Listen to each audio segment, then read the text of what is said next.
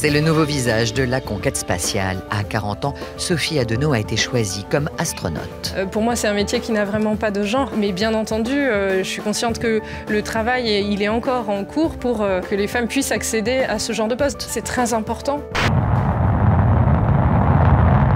Un projet de réforme sur les régimes matrimoniaux sera présenté à l'Assemblée nationale tendant à faire de vous l'égal de l'homme. Je crois que personnellement, je n'accepte pas dans mon propre métier d'être commandé par une femme. Les femmes n'ont pas attendu longtemps pour montrer leur qualité au concours d'entrée à l'école polytechnique. Elles étaient autorisées cette année pour la première fois à s'y présenter. Vous êtes première à Centrale? Oui, à Polytechnique. Vous êtes major. En 1973, il y a chaque mois davantage de femmes qui travaillent. La main-d'œuvre féminine est une nécessité pour assurer le plein emploi dans le progrès économique et social.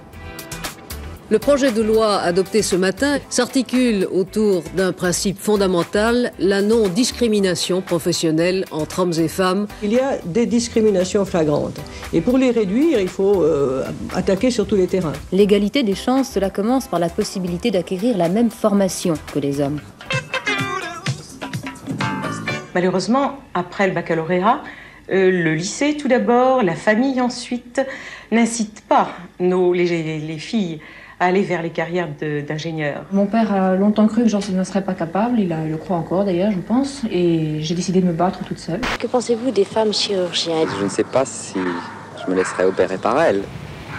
Yvette Roudy, le ministre chargé des droits de la femme, vient de lancer une campagne dont le slogan est évocateur « Les métiers n'ont pas de sexe ». Fini l'équation coiffure, couture, santé, les filières métallurgie, bâtiment, techniques nouvelles leur sont proposées. Des carrières plus recherchées et mieux rémunérées. Il y a eu 1 ou 2 ouvriers qui ont beaucoup de mal à m'accepter, mais c'était des vieux bougons. Donc ils n'ont pas eu le choix, ils ont dû s'y faire. Ce sont des pionnières, prêtes aussi à quelques sacrifices pour s'imposer dans un univers résolument masculin, voire macho. Qu'est-ce que vous pensez de l'égalité entre l'homme et la femme?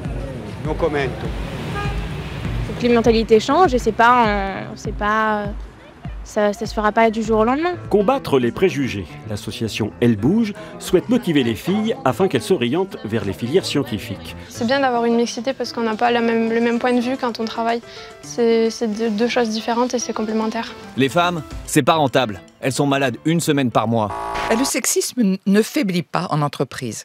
30% seulement des chercheurs sont des chercheuses et 3% des prix Nobel des femmes. Alors, machiste, le monde scientifique? Depuis sa création, il y a plus d'1 siècle, seulement 17 femmes ont reçu le prestigieux prix Nobel en médecine, physique ou chimie. Le 65e prix Nobel français est donc une Française. Le fait de trouver quelque chose d'important et indépendant d'être un homme ou une femme, c'est être un scientifique. En théorie donc, les 2 composantes de l'humanité devraient être représentées à parts égales dans toutes les professions.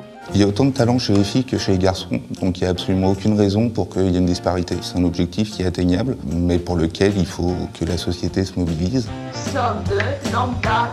Il faudra encore un peu de temps pour changer les mentalités.